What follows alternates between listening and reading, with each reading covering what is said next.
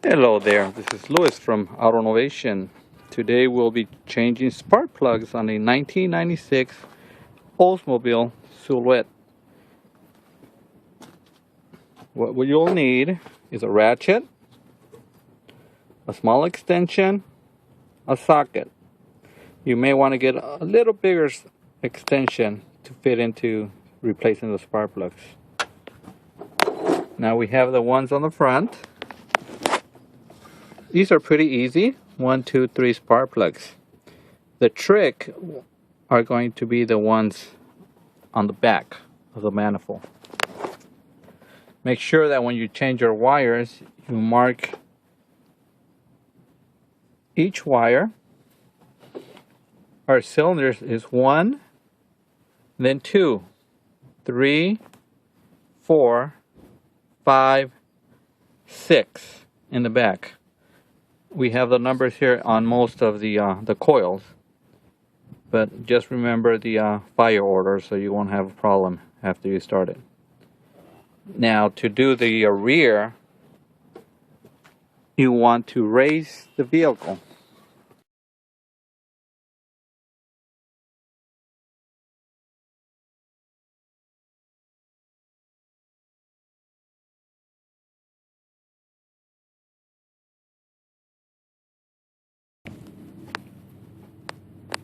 Okay, once under the car, we have the transmission.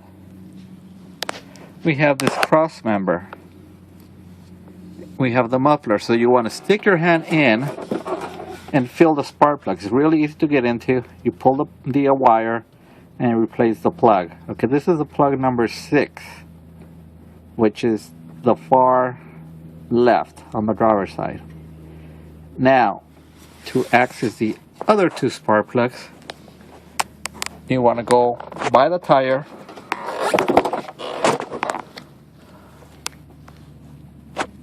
You have your axle.